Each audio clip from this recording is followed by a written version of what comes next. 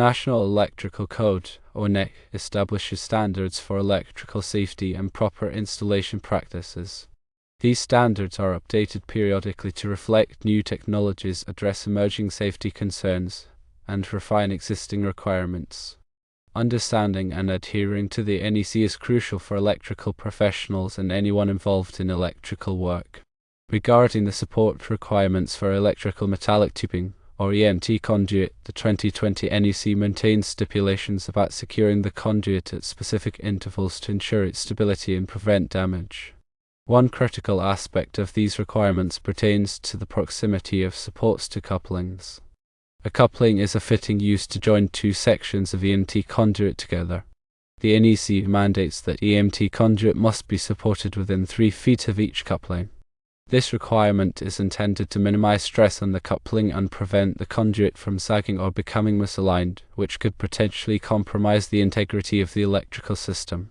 The specific section of the 2020 NEC that addresses EMT conduit support is Article 358. Article 358.12 covers uses not permitted, further defining the application boundaries. Article 358.30 outlines the support requirements. Article 358.30 specifies that EMT must be securely fastened in place at least every 10 feet. However, it also includes an exception for situations where structural members do not permit fastening within 10 feet. In such cases, the EMT is permitted to be fished. Critically, Article 358.30 also states that EMT must be supported within 3 feet of each coupling and box. This 3-foot rule is designed to provide additional support at these critical connection points. There are some exceptions to these general rules. For example, where EMT is installed in cable trays, the support requirements may be different depending on the specific type of cable tray and the applicable NEC requirements. Also, for short conduit runs, some local jurisdictions may have different interpretations or amendments to the NEC requirements. Always consult with the local authority having jurisdiction, or OJ, to ensure compliance with all applicable codes and regulations. Let's delve deeper into the practical implications of the 3-foot rule. When installing EMT conduit, you should always plan your support locations in advance to ensure that you meet both the 10-foot maximum spacing requirement and the 3-foot maximum distance from couplings. This may involve using a combination of different types of supports, such as straps, clamps, and hangers, to achieve the desired result. For example, if you are running a long length of EMT conduit with multiple couplings, you might place a support strap within 3 feet of each coupling and then add additional support straps at appropriate intervals along the run to maintain that 10-foot maximum spacing. In some cases, it may be necessary to install additional structural supports, such as unistrut channel, to provide a suitable surface for attaching the conduit supports. The type of support you use will depend on the specific application and the available structural elements. It is important to select supports that are appropriate for the size and weight of the EMT conduit and that are designed to withstand the environmental conditions in which the conduit will be installed. For instance, in damp or corrosive environments, you should use supports made from corrosion-resistant materials such as stainless steel or hot-dip galvanized steel. The NEC also includes requirements for the proper installation of conduit supports. For example, Article 314.17 C specifies the methods for supporting boxes and conduit bodies. It is important to follow these requirements carefully to ensure that the supports are securely attached and that they will not loosen or fail over time. When installing conduit supports, you should always use the appropriate tools and hardware. For example, you should use a torque wrench to tighten the support fasteners to the correct torque value as specified by the manufacturer. This will help to prevent the fasteners from loosening due to vibration or thermal expansion and contraction.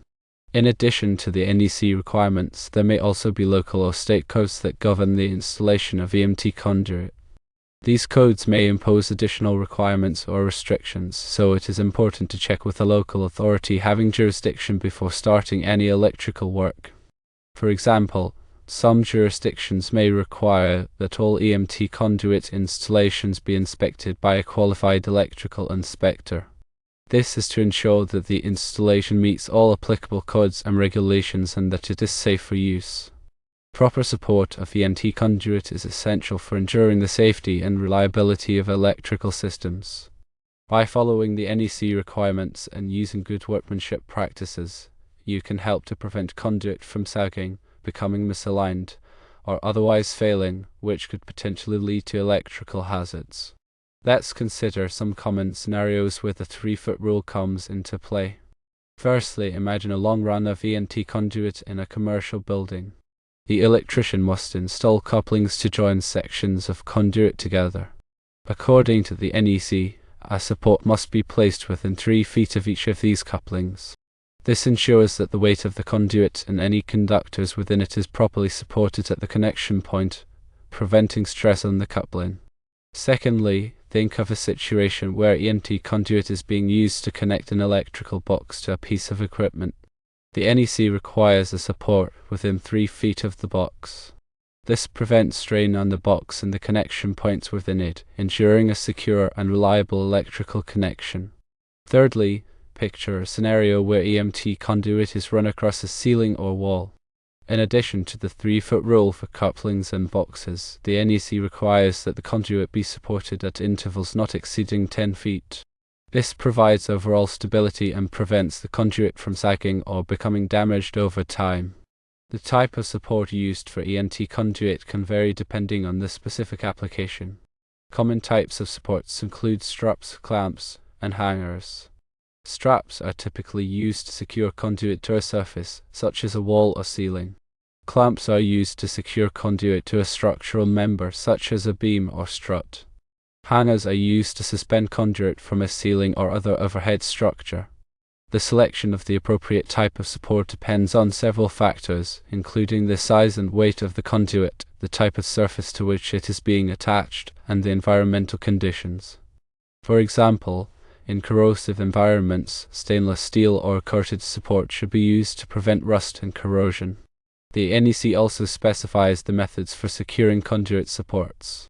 Supports must be securely fastened to the supporting structure using appropriate hardware, such as screws, bolts, or anchors. The hardware must be sized appropriately for the weight of the conduit and the supporting structure. It is important to avoid over-tightening the hardware, as this can damage the conduit or the supporting structure. In addition to the NEC requirements, there may be local or state codes that govern the installation of EMT conduit. These codes may impose additional requirements or restrictions, so it is important to check with the local authority having jurisdiction before starting any electrical work. For example, some jurisdictions may require that all EMT conduit installations be inspected by a qualified electrical inspector. This is to ensure that the installation meets all applicable codes and regulations and that it is safe for use. Maintaining proper support of EMT conduit is essential for ensuring the safety and reliability of electrical systems. By following the NEC requirements and using good workmanship practices, you can help to prevent conduit from sagging, becoming misaligned, or otherwise failing, which could potentially lead to electrical hazards.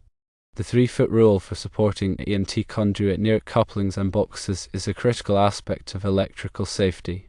By understanding and adhering to this rule, electrical professionals can ensure that their installations are compliant with the NEC and that they provide a safe and reliable electrical system. Remember to always consult the latest edition of the NEC and any applicable local codes to ensure that you are following the most current requirements.